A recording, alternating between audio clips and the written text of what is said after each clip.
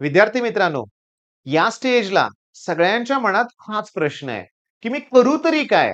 मला बोर्डच्या एक्झामची सुद्धा प्रिपरेशन करायची आहे, ती सुद्धा परीक्षा जवळ आली आणि बोर्डानं तर यावेळेस गेल्या वर्षीपेक्षा लवकर एक्झाम ठेवले. बरोबर आहे? जेईई आली ना, डिसेंबर झाला, जानेवारीत लगेच जेईईची एक्झाम येणार. बरोबर आहे? आणि आपल्या आई-वडिलांनी आपल्यावर लाखो रुपये खर्च करून अकॅडमी जॉइन केले. कशासाठी? तर जेईईसाठीच ना. ओके. सीईटीचं काय? मला जर जेईई प्रॉपर जमत नसेल तर जेईई सोडू का मी? सीईटीवर शिफ्ट होऊ का? असे प्रश्न तुमच्या मनात आहेत. मला माहिती आहे. दरवर्षी तोच प्रकार मी ऑब्झर्व्ह करतोय. पण जी मुलं माझं ऐकून योग्य वेळेस योग्य निर्णय घेतायत ना, काही प्रॉब्लेम येत नाहीये. म्हणजे माझं सरळ म्हणणं आहे. काय म्हणणं आहे मी एक्सप्लेन करतो रे, थांबा. आता काही मुलं चिडतात बरं का, चुकीचे कमेंट सुद्धा करतात. कारण मी सारखंच म्हणायला लागलोय, टेक्स्ट बुक करा, टेक्स्ट बुक करा, टेक्स्ट बुक करा. ओके. पुस्तकाच्या बाहेरचं काही येणार नाहीये.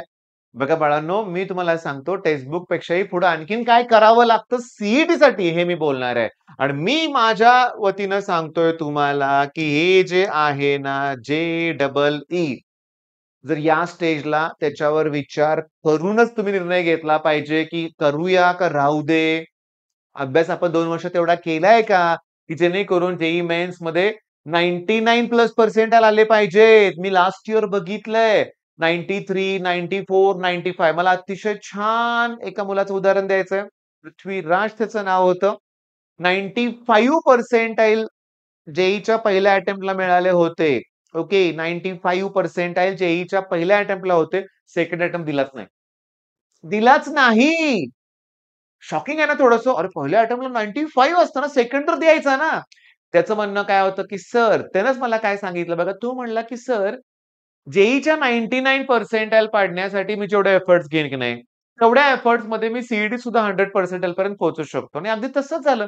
सीईटी त्याला एक्स्ट्राऑर्डिनरी स्कोर झाला आणि चांगलंच कॉलेज त्याला मिळालं. बरं, मग हा निर्णय सर्वस्वी तुमचा आहे. तिथं मी काय, तुमचे पालक काय, कोणीही तुम्हाला फोर्स करू शकत नाही. मग आता उरलं कोण? बोर्ड करू का सीईटी? हे बघा, मी म्हणलंय एलिमिनेट करा ऑप्शन जर प्रॉपर तयारी नसेल. आता उरलेला प्रश्न आहे, की बोर्ड करू का सीईटी? मग याचं उत्तर आहे करायचंय. बोर्डसाठी टेक्स्टबुक जेव्हा कराल ना, तर करायचंय काय रे? तुम्ही पुस्तकातला कुठलाही प्रश्न सोडवा रे. कोणताही प्रश्न घ्या पुस्तकातला रे तुम्ही. कुठलाही घ्या आणि तो लगेच सीईटीत आलाय का शोधा. टाइप ओळखायचा प्रयत्न करा. टाइप ओळखायचा प्रयत्न करायचा. प्रत्येक प्रश्नानंतर तुम्हाला पी-वाय-क्यू शोधायचे आहेत. प्रत्येक प्रश्नानंतर तुम्हाला पी-वाय-क्यू ह्या शोधायच्याच आहेत लक्षात घ्या. चला एक डेमो घेऊन दाखवतो.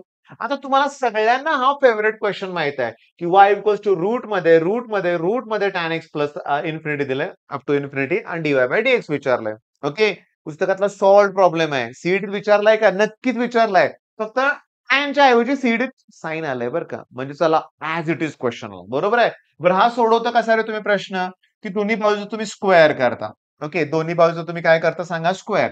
स्क्वेअर केलं बरं एक पहिली गोष्ट म्हणजे आपण एक काम करूया. y इक्वल्स टू रूटमध्ये मला सांगा tan x up to infinity म्हणजे y आहे की नाही? मग पहिलं tan x तसंच ठेवायचं आणि पुढचं जे ना रूट म्हणजे y. ओके. मग दोन्ही बाजूचा स्क्वेअर करायचा म्हणजे y square equals to tan x plus y आलं. प्लस डेरिव्हेटिव्ह काढा. 2y dy/dx. ओके. टॅनचं डेरिव्हेटिव्ह sec स्क्वेअर x, yचं डेरिव्हेटिव्ह dy/dx. हे प्लसचं मायनस करा, dy/dx कॉमन काढा. मग 2y मायनस 1 कॉमन काय काढलं? dy/dx. जी टर्म दिली त्याचं डेरिव्हेटिव्ह कोण आलं? sec square x. आता इंटूचं अपॉन करा. मग या टाइपच्या सगळ्या प्रॉब्लेम मध्ये अपॉन 2y मायनस 1 येतच. पण समजा आणि जी टर्म दिली ना, आता समजा इथं रूटमध्ये साइन असतं, तर वरती cos x आलं असतं. म्हणजे जी टर्म दिली त्याचं डेरिव्हेटिव्ह वरती येणार आणि खाली काय येणार 2y मायनस 1 फिक्स आहे. मग आपण काय करतो अशी अपेक्षा करतो सर हाच आला पाहिजे प्रश्न. जाऊ दे तुम्ही टॅनच्या ऐवजी कॉस द्या चालेल, लॉग द्या चालेल. लॉगचं डेरिव्हेटिव्ह 1/x लिहितो की 1/x पण ब्रॅकेटमध्ये काय येणार 2y मायनस 1 येणार. पण कॉसचं डेरिव्हेटिव्ह मायनस साइन आहे. त्यामुळे मायनस साइन जर वरती दिलं नाही, तर खालच्याची साइन चेंज होणार. 2y मायनस 1 झालं का? 1 मायनस 2y. मग मी आता कॉन्फिडेंटली टेक्स्टबुक सगळं सोडवलंय. परीक्षेत मला जमतच नाही. परीक्षेत मला येतच नाही. सीईटीत मला सगळे प्रॉब्लेम लेंदी वाटतात. हे कुठला जेईचा प्रॉब्लेम दिला, हे तर मला येणारच नाही. सरांनी फसवलं. आम्हाला म्हटले हा प्रश्न शिकवला, आला तर वेगळाच. अरे पण मगाशी जे केलं ना, तेच करायचंय. करून दाखवतो. मग तुमचे डोळे उघडतील लक्षात घ्या, समजून घ्या. हे जे दिलंय ना रूट मध्ये y y y equals to म्हणलंय ना एक्स एक्स एक्स त्याला पी म्हणा. त्याला पी म्हणा. मग मी करून दाखवतो. रूट मध्ये वाय मायनस परत रूट रूट रूट अरे म्हणजेच की पी. म्हणजे ही सगळी परत पी चीच व्हॅल्यू आहे कारण ह्याला मी सगळ्याला पी मांडलंय बरोबर ना सांगा बघू. बरं या सगळ्याला मी काय मांडलंय पी. मग अशी काय केलं आपण दोन्ही बाजूचा स्क्वेअर केला करा की इथं पण स्क्वेअर म्हणजे y minus p equals to p square. तर वाय ची value p square plus p. आता जावा पॅरामेट्रिक कडे मग डीवाय बाय टीपी काढा मग याचं derivative two p plus one.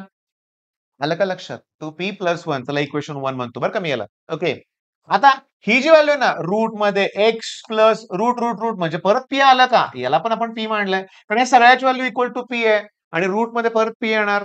दोन्ही बाजूचा स्क्वेअर करा म्हणजे काय येणार रे x square x plus p that equals to p square. मग एक्स इक्वल्स टू काय येणार पी स्क्वेअर मायनस पी काढा की डिफरन्शिएट करा विथ रिस्पेक्ट टू पी. याचं derivative two p minus one येणार. आणि तुम्हाला सगळ्यांना माहिती आहे पॅरामेट्रिक की डीवाय बाय डीएक्स करताना dy by dp divided by dx by dp. मग डीवाय बाय डीपी ची व्हॅल्यू कोण आहे two p plus one. Okay आणि खाली टू पी मायनस वन म्हणजे मला प्रूव्ह करून दाखवायचंय की सीईटी सारख्या एक्झाम मध्ये तुम्हाला ना 10th स्टँडर्ड मधलं सायमल्टेनियस पण आलं पाहिजे क्वाड्रॅटिक पण आलं पाहिजे फॉर्म्युला मेथड आले पाहिजे कम्प्लिटिंग द स्क्वेअर मेथड आलं पाहिजे त्याच्यानंतर क्यूबचे फॉर्म्युले स्क्वेअरचे फॉर्म्युले सगळं बेसिक आलं पाहिजे. आता मला पी ची व्हॅल्यू टाकायची कुठली व्हॅल्यू टाकायची पी ची. मी गंमत काय करतोय बघा मी वाय मधून एक्स मायनस करतोय. बघा शांतपणे बघा. मी वाय मधून एक्स मायनस करताना काय होणार समजून घ्या या पी स्क्वेअरला हे पी स्क्वेअर कॅन्सल होणार पण वाय मधून एक्स मायनस करताना मायनस पीचं प्लस पी होणार आणि हे पी आणि ते पी टू पी येणार. मग इंटू टू चा अपॉन टू करा म्हणजे मला व्हॅल्यू मिळाली y minus x upon two plus one y minus x upon two minus one two ला टू कॅन्सल करा मग आन्सर काय मिळालं y minus x plus one आणि y minus x minus one. अरे काय सोपं होतं ना पण हे सगळं क्लिक होण्यासाठी तुमच्याकडे पाहिजेत पेशन्स मन शांत ठेवणं आणि सगळ्यात इम्पॉर्टंट काय हवं आहे तुमच्याकडं.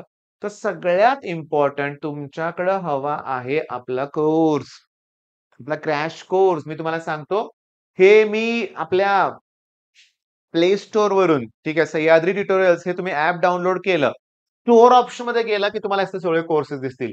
जी विजन बॅच आहे ओके त्यात सगळ्याच बॅचेस आम्ही इन्क्लूड केले जेवढं आहे तेवढं ही बॅच त्याच्यानंतर तुम्हाला सांगतो या सगळ्या बॅचेस आहेत ना या सगळ्या विजन बॅच मध्ये इन्क्लुडेड आहेत संघर्ष बॅच असेल न्यूमेरिकल बॅचेस सगळ्या बॅचेस ओके.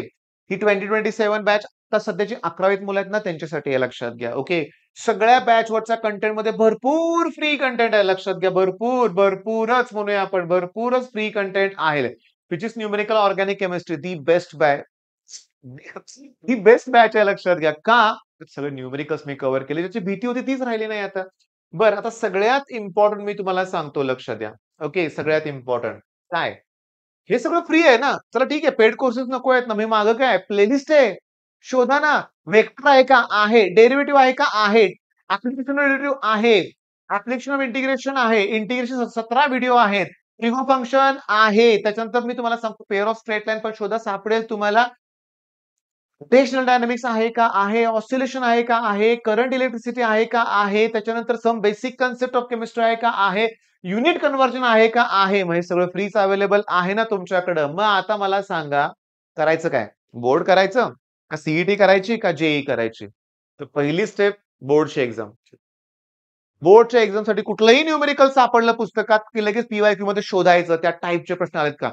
मला सांगा तुम्ही जर हा प्रश्न बघितला असता पीवायक्यू कडे गेला असता मग तो प्रश्न दिसला नसता का तुम्हाला दिसला असता ऑब्व्हियसली तो जुनाच प्रश्न आहे हे लक्षात घ्या.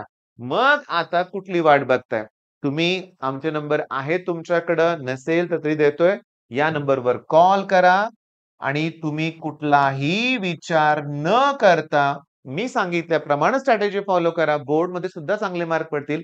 सीईटी तर तुम्ही फोडणार एक्झाम लक्षात घ्या. वायवा सिरीज सगळ्यात इम्पॉर्टंट बरं का आपली वायवा सिरीज कुठली वायवा त्याचे 7 व्हिडिओ आता अपलोड झालेत 70 होतील कदाचित.